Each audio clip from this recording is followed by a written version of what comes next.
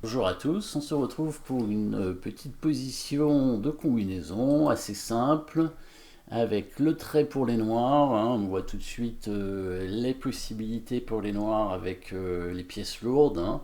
Les deux tours en direction du roi, bien entendu. Le pion ici en H2 qui est attaqué par la batterie des deux tours. Il n'est protégé que par le fou ici, bien sûr, et on voit la possibilité pour un noir d'éliminer ce fou, hein, la fameuse élimination de la défense ici.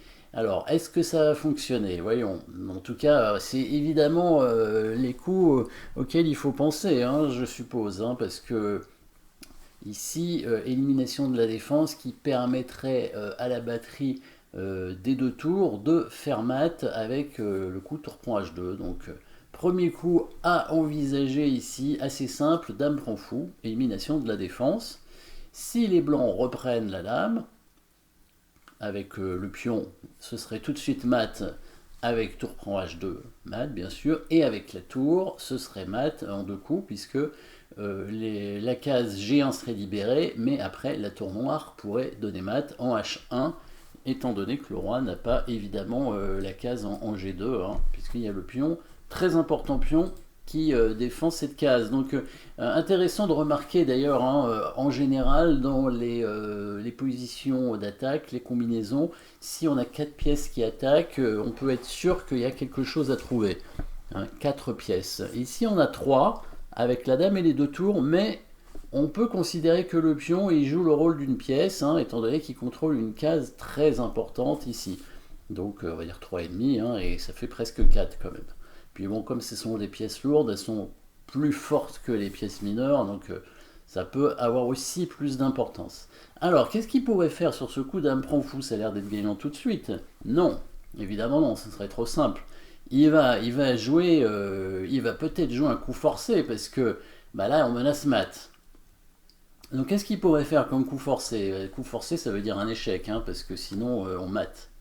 Donc le seul échec à sa disposition, alors bon, ce serait avec la dame. Bon, prendre le pion H7, on voit pas trop l'intérêt. Par contre, prendre le pion D5 pourrait avoir un intérêt, ça fait échec aussi, hein, puisque ça dévie une tour de l'attaque. Ah, alors qu'est-ce qui se passe dans ces cas-là? Sur dame prend D5 échec, ben, on est obligé de prendre la dame, hein, sinon on va se faire mater probablement. Donc on prend la dame avec la tour, et là il va bien sûr reprendre la dame en G3 du coup. Il peut pas prendre avec la tour cette fois, parce que la tour en D5 va prendre la tour en D1. Donc il va prendre avec le pion qui n'est pas cloué, c'est le pion F. Et dans ces cas-là, on fait quoi? Ah, alors, vous pouvez réfléchir déjà, mais après, n'oubliez pas de mettre la pause pour réfléchir au prochain coup. Dame prend fou ici. Dame prend D5, bien sûr. Tour prend D5. Et là, bah, pas le choix, hein. S'il prend avec la tour, il perd la tour, donc là c'est facile. Bah, c'est peut-être son meilleur coup, mais bon. Il va prendre du pion F, et qu'est-ce qui se passe dans ces cas-là? N'oubliez pas de mettre la pause pour trouver le coup, le bon coup pour les noirs. Évidemment, ce coup, il faut le voir avant, hein, évidemment. Mais voilà, maintenant qu'on a la position, ben, on va le chercher seulement maintenant. Quel est le thème de cette combinaison? Bah, destruction de la chaîne de pions devant le roi et dégagement d'espace avec au départ bah, élimination de la défense, hein, avec dame prend G3, élimination de la défense. Donc là, bah, on va dire que c'est un coup intermédiaire pour les blancs. Ils tentent une défense, hein, c'est presque plus une combinaison. On reprend. Voilà, il y a 3 thèmes seulement ici.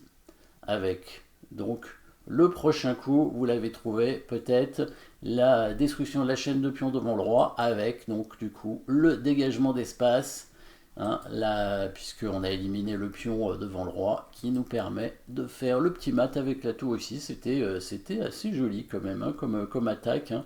Il fallait être précis avec les noirs, hein, il n'y avait pas le choix, hein.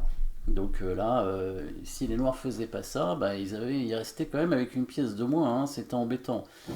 Il n'y avait pas, certainement pas moyen d'arriver à faire mieux, hein. Enfin, évidemment, mieux, c'est pas possible, mais à jouer un autre coup, en tout cas, jouer un autre coup n'aurait pas permis aux Noirs de gagner dans tous les cas, et voire probablement un autre coup perdrait dans tous les cas, puisque les Blancs resteraient avec un fou de plus. Donc, petite combinaison, sacrifice.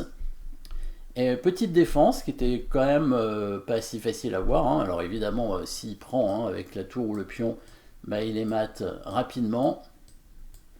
Et si il fait rien d'autre, s'il fait un autre coup, bah, il va se faire mater directement, hein, avec la dame ou la tour qui prendrait. Bien sûr le pion H2. Donc une déviation, ça c'est une défense, hein, la déviation.